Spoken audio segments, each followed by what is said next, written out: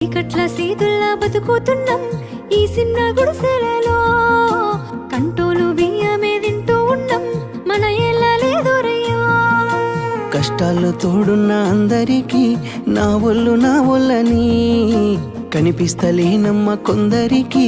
కష్టాల్లో నేనున్నని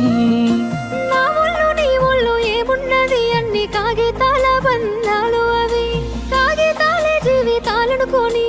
అయినోళ్ళనే వదులుకుంటారయ్యా బాగుంటే 10 మంది వస్తారయ్యో చుట్టాలై మన ఇంటికి